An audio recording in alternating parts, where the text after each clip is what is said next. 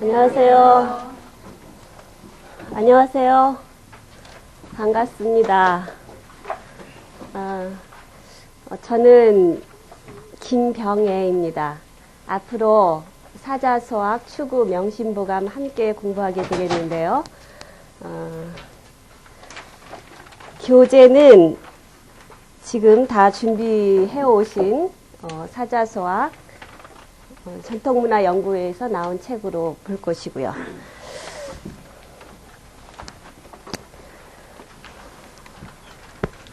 여기에 지금 공부하러 오신 분들은 이미 공부를 많이 하신 분도 계시고, 한문 한자 좋아서 오늘 처음 오신 분도 계시고, 그래서 공부를 어떻게 맞춰야 될지 고민도 됩니다. 우선 한문 공부다 그러면 뭐가 떠오르세요? 어떤 책이 떠오르세요? 천자문이요. 천자문이요. 천자문. 또요? 사자소학은 떠오르지 않으세요? 보통 논어다, 맹자다. 네. 우리가 지금 보고 있는 책은 말하자면 소자가 들어있어서 어린이가 배우는 책이에요. 그런데 이제 펼쳐보면 아시겠지만 넉 자씩 만들어졌기 때문에 사자, 제목이 사자소학 그래요. 그런 사자소학 말고 본래 주자가 그의 제자들하고 같이 편집한 소학이 있어요. 그래서 소학이 있으면, 소가 있으면은 대가 있겠죠. 그래서 소학이라는 책이 있을 테고, 대학이 있고, 또 그 유명한 논어가 있고, 맹자가 있고, 이렇게 세 과목이 나오면 하나 뭐가 빠졌을까요? 중용이. 그래서 보통, 이 네 개를 사서라고 하고, 사서에다가 조선시대 율곡이 경몽요결에서 독서장에서 공부하는 책을 읽는 순서를 매겼는데, 요 대학부터 중형까지 사서는 순서는 이렇게 공부를 하고, 그 전에 공부하는 공부가 소학이다 해서 소학까지 같이 서예 반열에 누워서 요거까지 합하면은 오서가 돼요. 그래서 소학을 배우고, 대학을 배우고, 논어를 배우고, 맹자를 배우고, 중용을 배우고, 그 다음에는 사서 오경이다 그래서 경으로 들어가는데, 시경을 배우고, 예경을 배우고, 지금 예기 이렇게 해요. 예경을 배우고, 간단하게 쓰면은 그렇고, 제대로 쓰면은 이렇게 되죠. 예경을 배우고, 시경, 예경을 배우고, 그 다음에 서경을 배우고, 그 다음에 역경을 배우고, 역사책인 춘추는 이 오서 중에서 나중에 춘추. 이러면은 보통 우리가 한문 공부한다 하는 책 이름이 대체로 다 중요한 책은 다 나왔어요. 그래서 이것은 역시 5개니까, 그리고 경서경자를 붙여서 오경 그렇게 해요. 그래서 그 경몽요결 독서장의 순서에 의하면 소학을 배우고 대학을 배우고 이런 순서로 해서 이 사서 공부를 마치고 나서 그 공부를 토대로 또 이제 경서를 주 공부하고, 그 다음에 또 많이 들어보셨던 근사록이나 신경이나 등등 이런 책은 이 공부를 다 마친 다음에 여가로 가래도 보고 이렇게 해서 공부하는 순서가 매겨졌어요. 그럼 한 번 보고 끝나는 것이냐? 그렇지 않고 숙독을 하죠. 익숙하게 또 반복해서 공부를 해요. 이렇게 다 보고 나서, 역경도 다 보고 나서 다시 대학을 보고 소학을 보면 공부가 또 새롭게 열려지고, 이런 것이 한문 공부의 특징이에요. 그런데 우리가 앞으로 공부하게 될 책은 제목이 뭐라고요? 사자소학. 여기에 있어요? 없어요? 없어요. 없다면 어디에 속할까요? 이 앞에 속하는 순서가 되겠어요. 말하자면 훨씬 앞에. 대학 서문에 보면 인생 8세, 사람이 태어나서 8살이 되면 소학교에 들어가서 공부를 하게 되는데 그때에 하는 공부가 소학이에요. 소학 공부를 다 하고 나서 그걸 토대로 해서 대학교에 가서, 태학이죠? 대학교에 가서 그 대학을 공부하게 되는데 그것은 15살이 되면 그래요. 그러면 지금하고 대충 이 순서를 맞춰보면은 8살이다. 그러면 초등학교 입학 정도 나이가 되겠죠. 그러면 소학교에 들어가서 그때 들어가서는 쇠소응대, 청소하고 물 뿌리고 손님 접대하고 그런 거 공부하고 기본적인 공부로서 예약, 사어, 서수 해가지고 수리도 공부하고 예절도 공부하고 그런 공부를 다 하고 그걸 토대로 돼서 15살이 되면은 대학에 가서 이 대학 공부를 하게 되는데 이 15살은 지금 보면은 중3, 고1 정도가 15살이에요, 말하자면. 그렇죠? 중3, 고1 정도가. 그러니까 중3, 고1 정도, 고등학교, 대학교 이런 공부가 말하자면 이제 지금 연령하고 비교해보면 그렇게 되겠어요. 소학은 8살이라 그랬어요. 근데 사자소학은 그 전에. 그렇지만 내용을 보면 여기서도 다 끄집어냈고 처음에 부생하신 모구 가신 그것은 물론 글자의 배열은 틀리지만 시경에 있는 글귀예요. 그러니까 내용을 보면 다 망라했어요. 사자소학이라 그래서 여기 순서에 끼지도 못하지만 그 내용을 보면 그렇게 되어 있어요. 그래서 그 내용 자체는 각 책에서 발췌해서 아이를 공부하는 기에 좋은 그런 문장으로 이루어져서 내용은 다소 심오할 수도 있고 그러나 또 가르치는 내용을 보면은 대상이 적어도 8세 이전의 소하기 때문에 뭐 부모의 무릎에 앉지 말아라 뭐 이런 말이라든지 이렇게 아이들한테 일러주는 시시콜콜한 내용들도 많이 들어있어요. 그래서 그 내용을 보면 사실은 지금 이렇게 배짜 하니까 그런 단계는 훨씬 지난 거잖아요. 그죠? 그 문지방 가운데 잊지 말아라. 이런 말들을 누가 여러분들한테 가르쳐 주겠어요.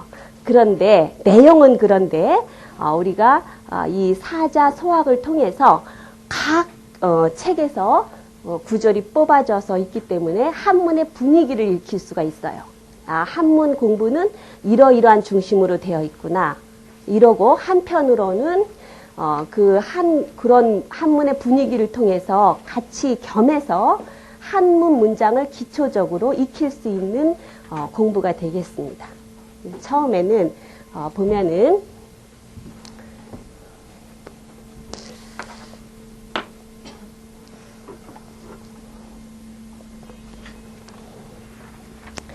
(9페이지를) 한번 피시면은요.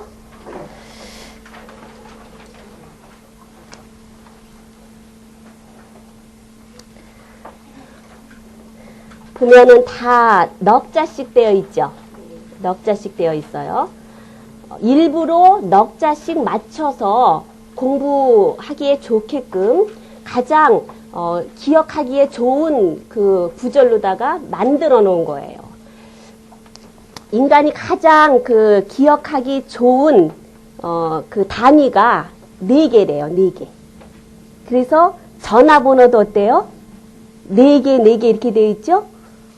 숫자가 8개라도 8개 한꺼번에 되지 않고 넷 쪼개서 되어 있잖아요. 넷 그 단위가 가장 입에 오르고 머리가 기억하기 좋게끔 그렇게 되어 있는 구조가 넉자예요. 넉자로다가 이렇게 글자를 맞춰놨어요. 일단 그 넉자는 보통은 두 자씩 읽는 것이 리듬에 맞아요. 그래서 내용을 생각해서 간혹 그게 흐트러질 수도 있지만 보통 기본적으로는 넉자를 가운데 쪼개면 두자 두자니까 두자 두자 하는 식으로 읽는 것이 가장 리듬 맞추는 방법이니까 거기에 준해서 앞에 거기 5줄까지만 한번 읽어보겠습니다. 따라 해보세요. 부생아신 하시고 모국아신이로다. 복이회하하시고 유의포하로다. 이의오나하시고 이식포하로다. 은고여천하시고 덕후사지하시니 위인자자 갈불위호리오. 지금 제가 읽은 것이 다 두자 두자씩 했지만 맨 마지막 구절만 위인자자 그렇게 했어요. 이거는 위인자자 그러면 어색하기 때문에 내용을 고려해서 위인자자 갈불위호라고 읽었어요. 보통은 시경에 여기 지금 오경에 나와 있는 시경의 구조도 보통은 넉자로 되어 있는데 내용 상관없이 그냥 두자 두자로 읽는 것이 정석이에요. 그러니까 음만 알면은 두자 두자 읽으면은 굉장히 한문 잘 읽는다는 느낌이 들어요. 그런 리듬을 맞춰서 읽으시면 되겠어요. 그래서 이거는 온전한 문장은 아니에요. 한문에서 온전한 문장은 아니고 넉자로 만들다 보니까 빼야 될 거는 빼고 좀 추렸겠죠, 글자를. 그래서 한문의 온전한 문장은 아니고 이거는 한어예요. 단어 할 때 그래서 성어라고 그러죠. 내자니까 사자 성어 뭐 이런 식으로 하듯이 그 말을 한 단위 단위로 만들어 놓은 거예요. 처음에 부생하신 모국하신 이런 것도 처음에 요 말이 어디에서 인용된 구절이라고 그랬죠 아까? 시경이라고 그랬죠? 시경이라는 아주 대단한 책에서 인용이 된 글귀인데 시경에는 이렇게 나와 있지 않아요.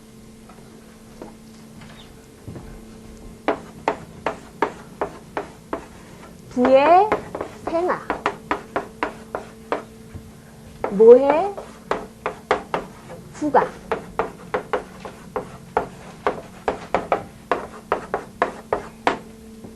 글자가 배열이 틀리죠. 비슷하긴 한데 이런 이상한 글자가 들어있어요. 그렇죠? 이것은 해, 어조사 해라고 해가지고 뜻은 없어요. 다만 리듬을 주는 글자이기 때문에 위에 있는 글자를 좀 이렇게 빼줘요. 우리가 시를 지을 때도 뭐뭐여 하면서 빼주잖아요. 그 빼주는 그 리듬 역할을 하는 게 이런 글자예요. 그러니까 아버지여 이럴 수도 있고 그냥 아버지는 그래도 돼요. 그런데 시의 맛을 살리기 위해서 아버지여 그렇게 번역을 하면은 더 재미있다, 괜찮다 이런 느낌을 주는 거죠. 뜻은 없어요. 어조사 해자.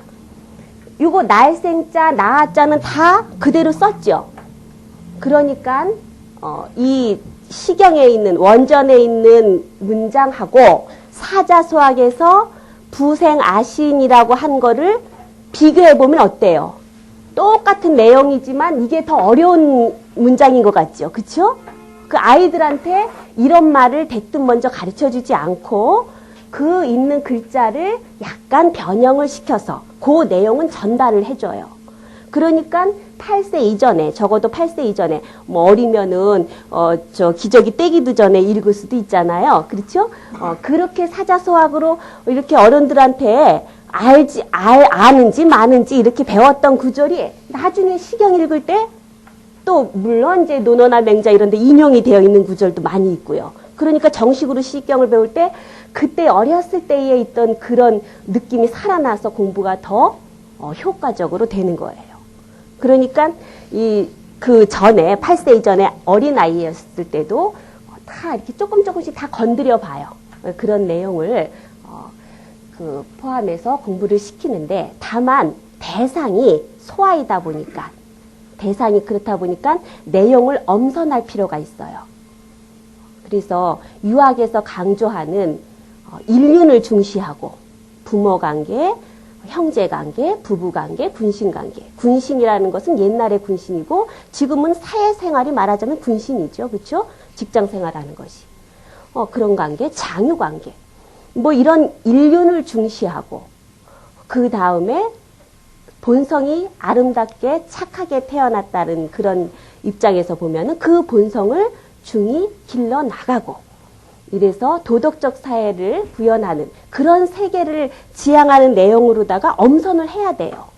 어린아이였을 때 그 깨끗한 마음에다가 잘못 집어넣으면 안 되잖아요.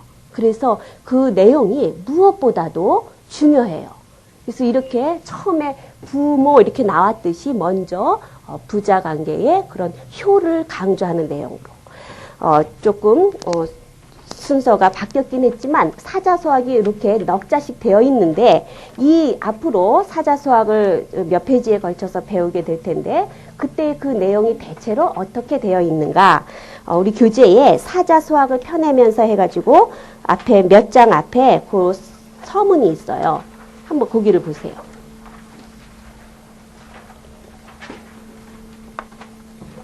페이지는 없죠? 근데 사자소학을 펴내면서 제목이 그거예요. 한 장 더 넘기셔서 예. 제목이 사자소학을 펴내면서 페이지는 없어요. 한 3장 정도에 다 펴셨어요? 거기에 보면은 3번째 문단 본서의 편차를 정함에 있어서는 찾으셨죠? 네. 앞으로 이러이러한 내용이 되어 있는 공부를 하게 될 거예요. 더불어서 한문 문장의 기초를 익히게 될 것입니다. 본서의 편차를 정함에 있어서는 오륜의 차례를 따라서 먼저 부자관계, 그 다음에 군신관계. 군신이라는 것이 직장생활하면서 그 상사하고 부하 직원하고 뭐 이런 것도 말하자면 군신관계예요. 부부관계, 형제관계, 사생. 사생은 뭘까요? 예, 스승삭자고 생은 생도 학생이고요. 그 다음에 장유, 그 다음에 부무관. 이런 인간관계의 도리를 말하고 그런 순서로 되어 있어요. 처음에는 효를 말하고 이렇게 되어 있죠. 끝으로 인의 예지의 본선과 맹자가 사람은 태어날 때에 누구나 인의 예지의 착한 본성을 타고 태어났다고 해가지고 성선설을 주장을 했어요. 인간이 지켜야 할 오륜, 삼강, 구용, 구사, 사물, 물자, 뭐뭐 하지 말아라 하는 금지사고요. 사물 등의 총론순으로 엮어졌습니다. 그래서 이런 내용을 중심으로 해서 주 공부를 넉 자씩 짜여진 요 성어를 중심으로 해서 공부를 하게 될 거예요. 그러면 공부를 해보자고요.